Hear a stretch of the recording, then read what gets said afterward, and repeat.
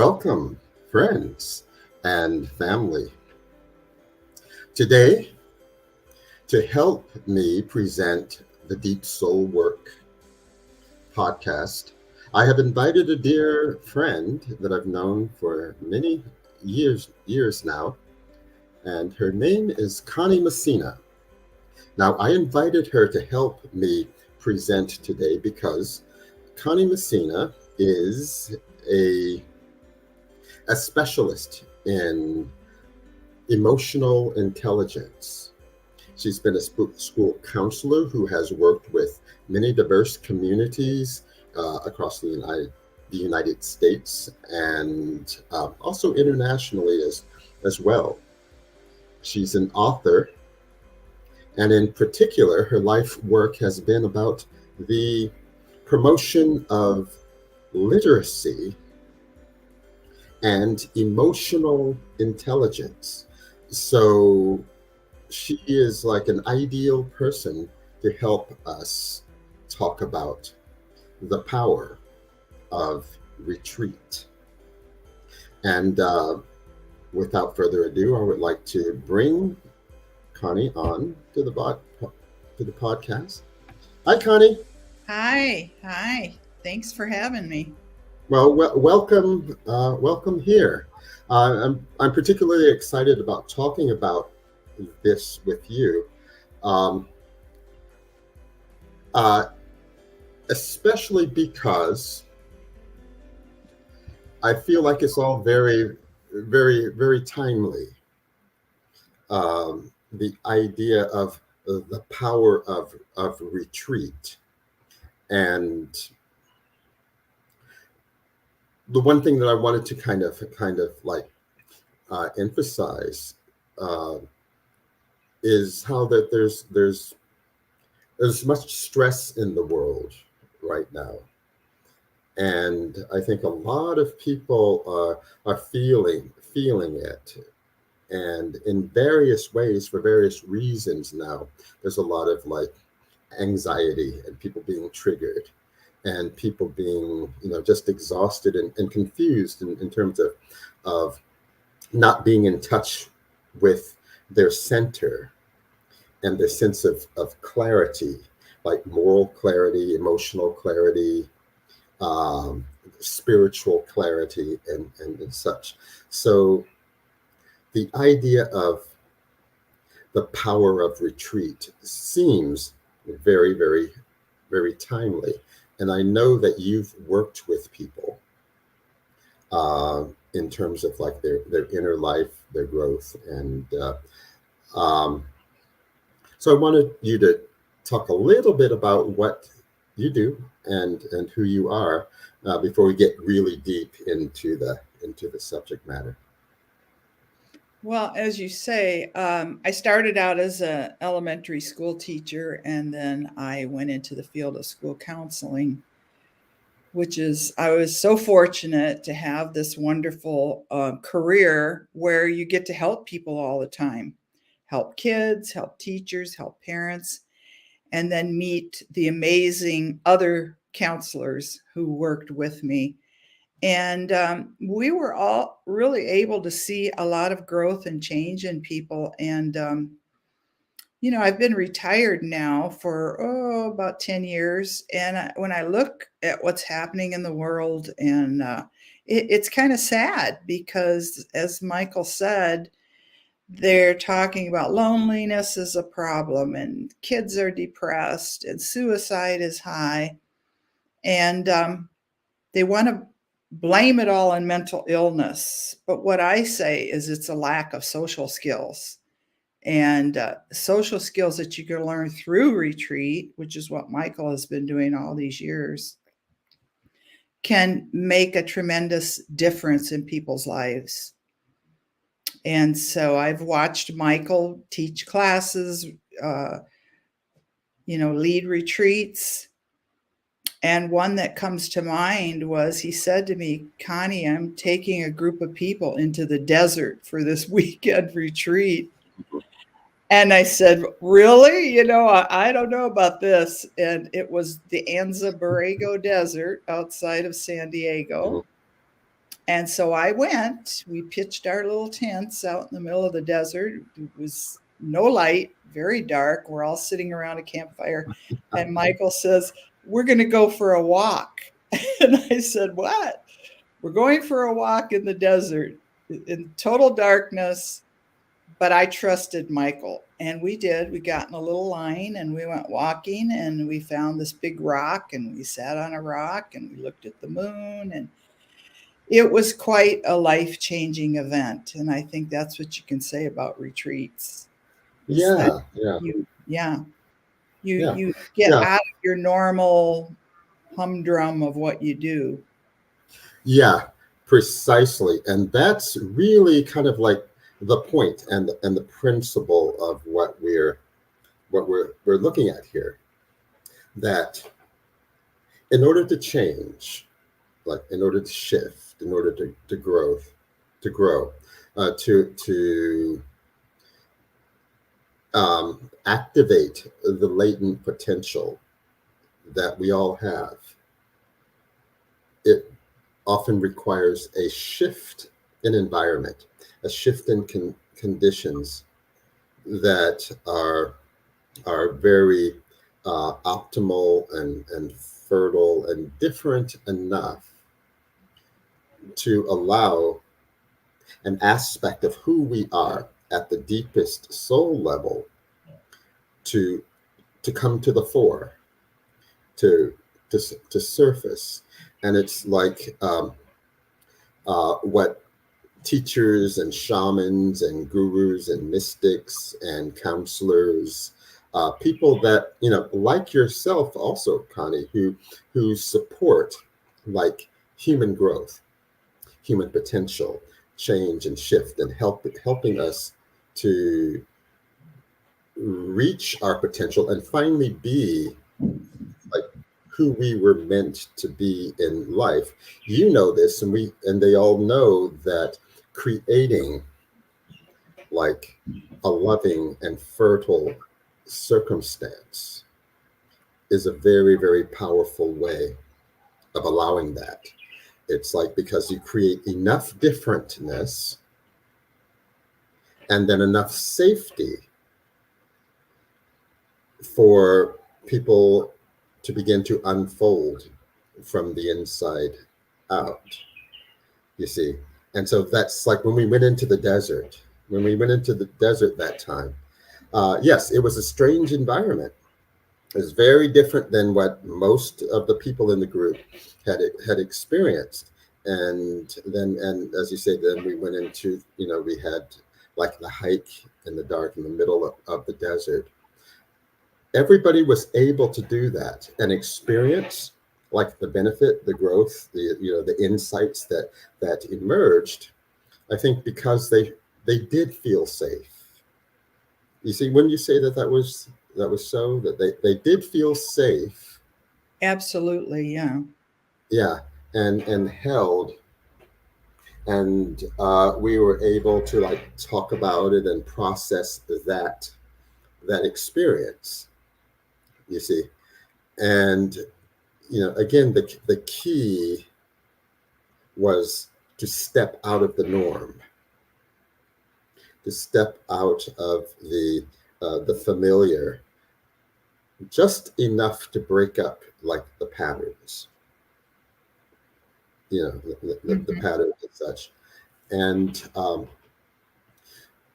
it's like when I think about like now, what people are going through, what the world is like now, the different stresses and distresses about. It's like the need for retreat feels stronger than ever. Uh, Also because it's a powerful circumstance, an act of self-care. Do you see what I'm saying? It's like Mhm. humans need to do really uh, significant and uh, potent uh, acts of self care It's necessary, and especially if one is also like a healer practitioner themselves, or deals with young people, people who you're helping, like, to grow and to heal themselves. It becomes especially necessary for the people doing that kind of work, people doing, who are engaged uh, with the public in that particular way, to uh, be able to retreat and to be able to retreat and recharge themselves and keep themselves strong on that, on that inner level, as well. And so it's this is where the thinking comes from, to bring forth the necessity of the power of retreat. It's like it's important, and however we do it, to have that aspect in our life, the self-care, the capacity to recharge, a means of bringing forth our our potential, our latent potential, um, to facilitate growth. And the reality is, I think, is that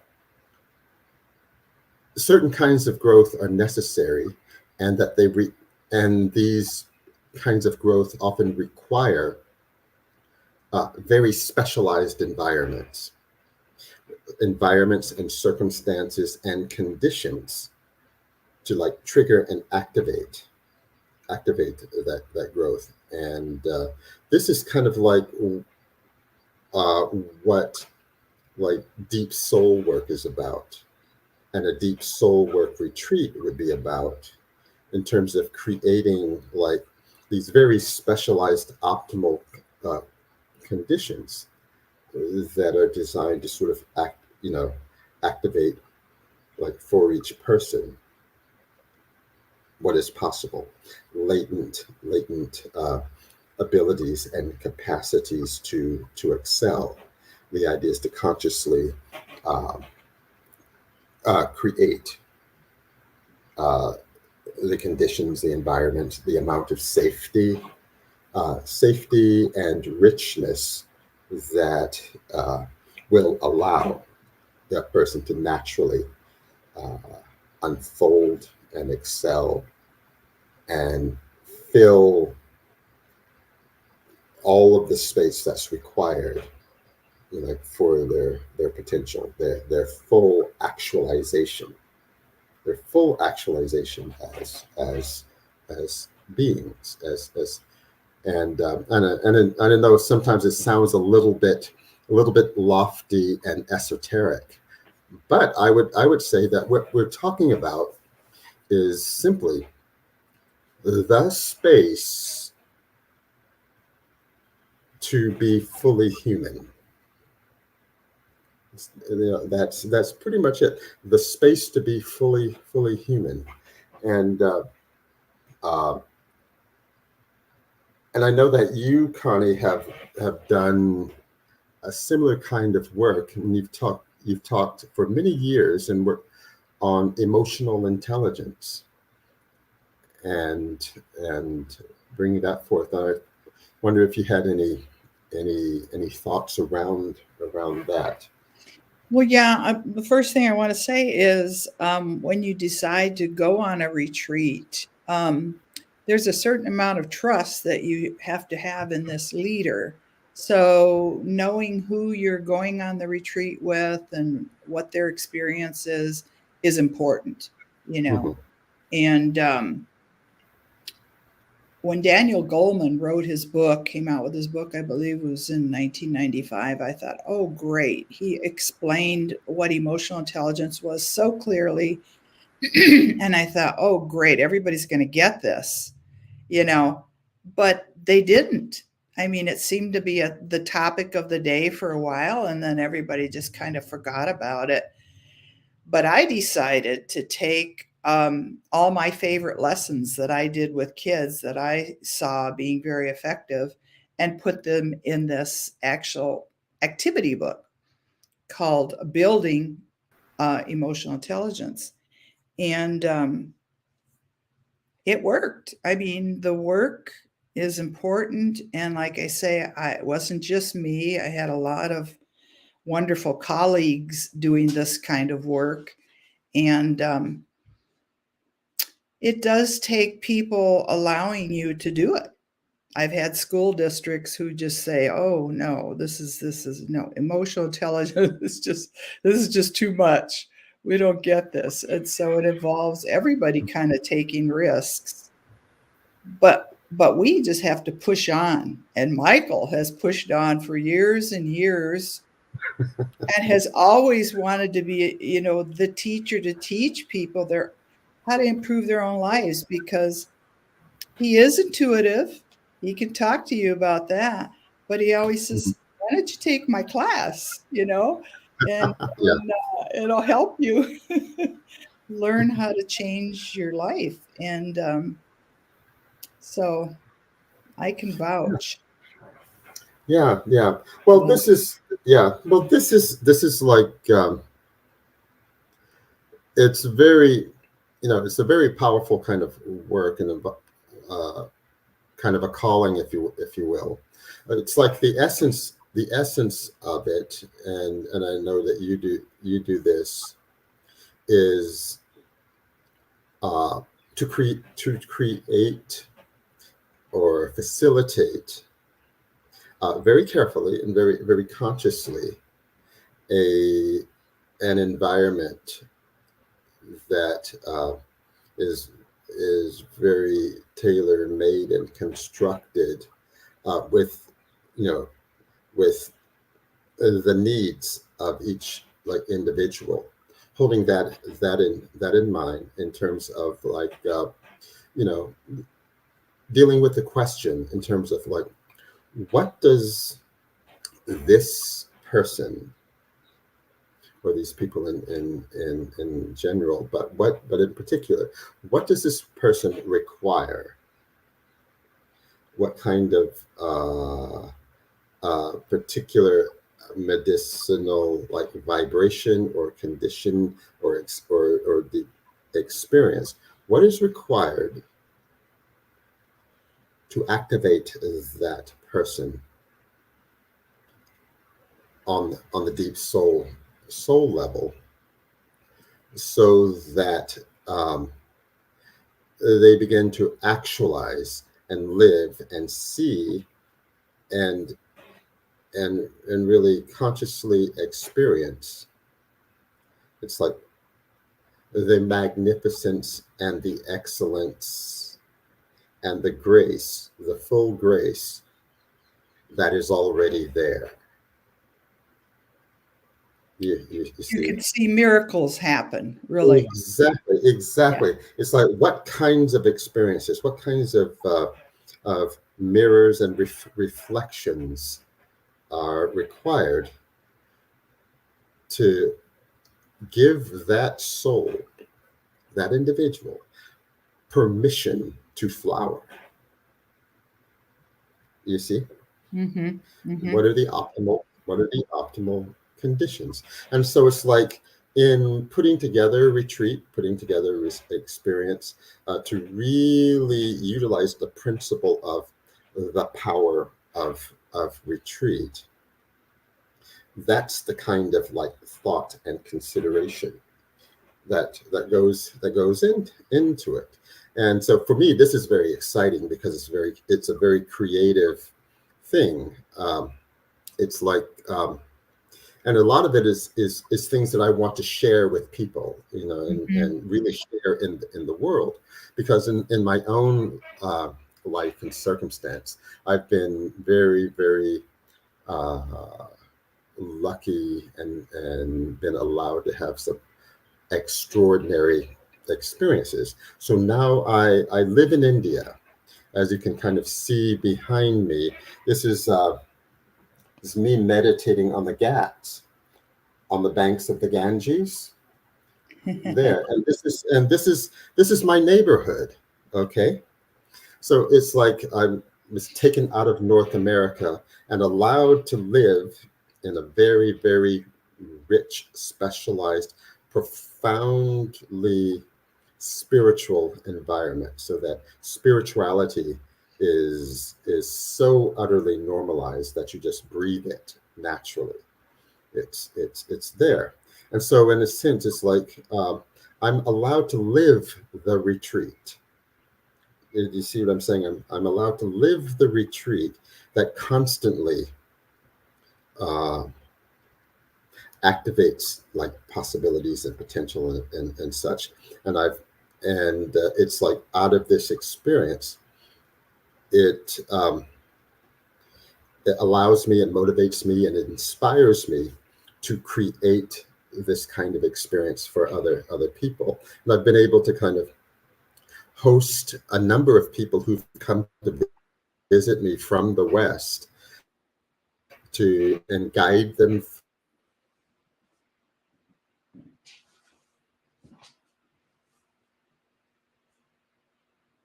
of experiences that have changed their life. It to guide them through very particular and even auspicious life changing experiences. And so it's like when I've decided to formally set up and design a retreat, it's like all of these principles, all of this experience, like many decades at this point, experience of creating uh, life-changing, rich, medicinal, transformative environments for people has gone into the construction of this retreat that I put together, which I call the Deep Soul Work Retreat. And so it's been this extraordinary opportunity to incorporate all of the principles and things that I've learned, but also incorporate just the natural uh, opportunities, the spiritual opportunities that are available just here. So here, it's a holy city. It's an ancient holy city. Um, Varanasi is uh, thought to be the oldest continually living city in the world. Goes back thousands of years, right here. So we're surrounded by temples. We're surrounded by holy people. We're surrounded by shrines. They're like constant pujas, so rituals and devotional celebrations and things just going on in this area almost 24/7. So it is. So it to be able to create a powerful retreat in this environment. My intention is for it to be like truly, truly a once in a lifetime experience, so that so that life change is just something that happens just naturally as a matter of course. Um, Yeah, and I know you showed some interest in it too. So, well, I know whenever I plan retreats, you include, and as Michael does, things that you have done and actually been successful with. You shouldn't go into a retreat thinking you're going to experiment on people, And so I followed Michael to the desert. I have a feeling I'm going to be following him to India. But one thing I wanted to mention when I was a school counselor in San Diego County, mhm. um, I applied to teach parenting classes. And so this is what they said to me. Okay, you meet with these people once a week for 2 hours for 9 weeks. And I thought to myself, wow, that's kind of choppy. I wonder, could I do 3 Saturday retreats where people would come for the day? We'd put in the time. And so they allowed me to do that. And I was the only person doing retreats, parenting retreats. So we would spend the day, we'd have coffee in the morning, we'd get to know each other, we'd play games, we learned skills, they made friends. And I'm thinking of one group that I had, they were all males, they were all men, and they just wanted to talk about how awful their ex-wives were. And I finally said, you know what? Let's just focus on how you can be the best parent that you can. And by the end of the day, they were exchanging phone numbers with each other. And I mean, I literally saw these people change in one day. So that's what Michael's talking about. And you can talk to probably any school counselor, and they can tell you they saw miracles happen every day in working with kids, with parents, just exposing them to things that they hadn't been exposed to. Can I Mhm. tell them the experience I had in that middle school one day with that little boy? Oh, yes, yes, yes, yes. Go right ahead. Yeah. I was actually substituting by that time, and I was substituting in a middle school, which is tough. And this one little boy just kept talking and talking and carrying on and disrupting the class. And so I knew something was going on, and I just went like this to him. I said, "Come on up here." And I said to him, "You have a hard time sitting still, don't you?" And he said, "Yeah, I didn't take my medicine today." And I said, "Well, you Mhm. know what? I want you to go get a drink of water out in the hallway, because water can be as calming for you as medicine is, you know?" And I said, "And then I want you every 15 minutes to go back out and get another drink." And he said, "And that boy I'm talking to helps me with my work." I said, "Okay, so you guys can talk and he's helping you, and you drink your water." And he was fine for the rest of the hour. And then when he left on his way out the door, he said to me, "Are you a regular teacher at this school?" And I said, "No, I'm a substitute." And he said, "That's too bad."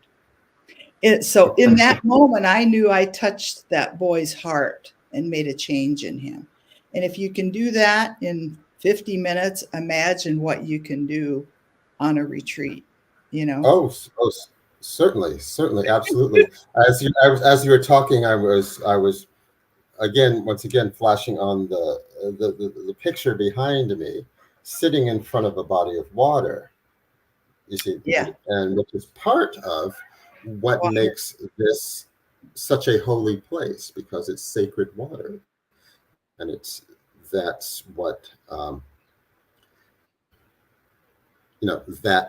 that's what is acknowledged. You see, and so people actually literally come from all over the world just to bring back a little bit of this water that's out here. Um, yeah, that this this work, the principle of retreat, like however we do that, however we achieve it, it's important. I want to say in a very broad and general way that it's critically important that we somehow bring that element into our life, whether we set it up and achieve it for ourselves, or whether we get help and guidance for creating that retreat. I'm saying that it's important that that's something that we have to, and that we're especially called to do now. So it's about self-care, it's about the basic soul maintenance and hygiene, and and spiritual growth, or our capacity to recenter. It's critically important, and it's really, really necessary now. So I would encourage people, to be creative and figure out how to incorporate um, retreat and uh, engage in a nurturing, peaceful circumstance that allows you to be able to grow and to flower. It's critically important, like no matter what, I would say. And and which is um, why I feel like the things that we've been able to like experience and offer to the community is so it's so necessary, and which of course is why I'm sort of excited about the possibility of doing retreats here in India, in which I'm going to leave like a link to the website and everything in the in the show notes below. Um, the ability to like bring together practitioners is what we're going to be doing. So we're going to be bringing in like um, yoga instructors, massage practitioners, um, local priests and pundits to teach about uh, um, philosophy, Indian philosophy, and the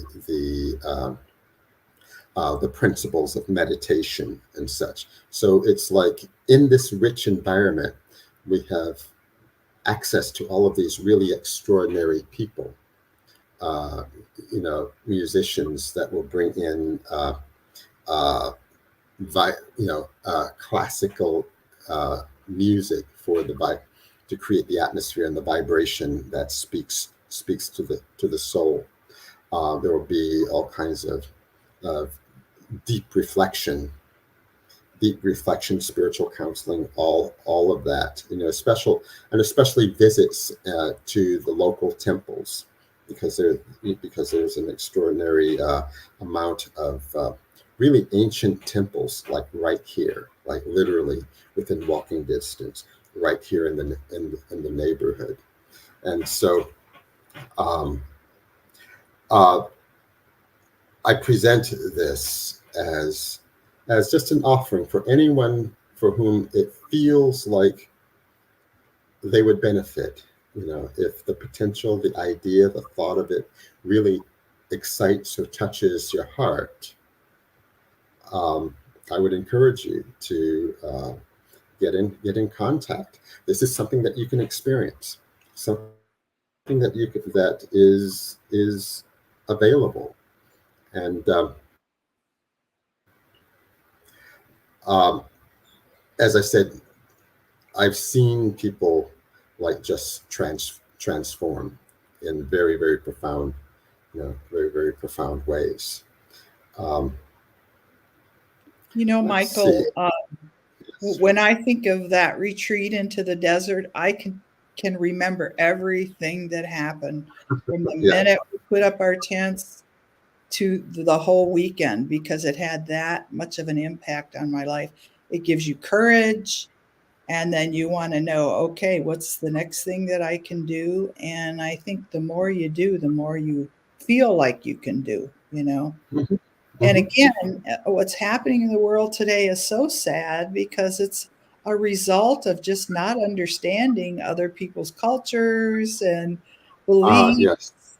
And when you come together with a group of people, like I was saying, those men that came to my parenting class, and you see Mm-hmm. they let down all these preconceived notions and fears, and they just became friends. Mm-hmm. Mm-hmm. That's the kind of work we all should be doing. And when I say I'm retired, nobody ever really retires, especially when Yeah. your Exactly. career is all about working with people. Mm-hmm. Mm-hmm. That's nothing you Yeah. ever from. Yeah. It's true. It's true, because it's such a powerful calling, if you will. Yes. The idea of really creating auspicious circumstances that allow the soul to flourish. That's such a pull. That's such a compelling and important thing, and we're going to see, and I would say very much in the near future, how much more important it actually is. And Yeah. so um, it's important for people who have some empathy, heart, people who are really wanting to honor and nurture their humanity, to step into and learn and be in environments that support and amplify that are that are specialized to to activate that potential, and to be able to address the things that are distressing in the world. So I see what I do as really in being in the business of creating superhumans. You do. And to bring out that um, that secret Superman or woman that we all know is there, and it's just the right conditions. It's just the right nurturance, the richness, uh, that serve to activate that. And for me, that's most exciting. It's most exciting now. And yeah, so I would encourage people, like, to check out the links, check out your work, and then we'll be providing ways for people to get in contact with you, and certainly, by if I can be so indulged, to present a commercial for myself, for anyone that feels like they would like to experience, like, i.e., counseling, intuitive counseling, spiritual counseling that I do. Just simply get in contact with me, and then we can talk about how we can do that and set up appointments and such, and so that you can have that experience. And also, for people that would like to do further and deeper study, I also offer an apprentice program, which is a bit more a longer term, where we go in much deeper, and then begin to really look at your life, and and uh, create ways and strategies and growth and learning that allows a much more, like, profound, comprehensive, integrated uh, transformation, so that we can really begin to excel and be, very, very, in terms of manifesting our true potential. So that's the intention. So, spiritual counseling and the apprentice program are things that I'm offering now, and the retreat, is a powerful, like, standalone program. The Deep Soul Work Retreat, which we are uh, presenting in January. Uh, January, and you can find out more about that on the links below. Let's see. Anything else that you'd like to share, Connie? Well, I just wanted to say, if some people are a little afraid of the term spirituality, it to me, spirituality is using these social skills to get in touch with your feelings. You see, Mm-hmm. so where religions can use the golden rule, treat others the way you want to be treated, I would use the web of life, and I'd Mm. quote Chief Seattle. we're all bound. Whatever you do to others, you do to yourself. For all things are bound together, all things connect. And I could present that in a school because that's a skill, you Mhm. know. So Michael has a way of getting you to look deep into your soul, and that is how we change. That is how Mhm. we make Mhm. changes and see the beauty in life and want to help people, animals, the planet. You know, it really it's so needed right now. And so, Yes. no matter what your age, if you're working or not working, or you're young or you're a little bit older, we could all use a boost now and then. And to me, wow, what a boost. I can see Mhm. myself in India. Well, we expect to see you here I'm working. here for another. Yeah, yeah, yeah, exactly. Maybe I'll convince a few of my friends to go with Yeah, me. yeah, Yeah. yeah. But Well, the thing, yeah, you're a yeah. special Well, person. Yeah, and people would be very lucky to experience your teaching. So well, I just want to say that. well, thank you, thank you. I see it as um, becoming an optimal human, a uh, simply stepping into the potential that is consistent with our design, the design that was placed in us from the beginning, and um, having the chance, the opportunity, the grace to let that grow, to let that flower. And so I want to thank you, Connie. I thank you for being here and helping me Well, you're uh, very welcome. talk Thank about you for this. having me. And, oh yes, yes, yeah.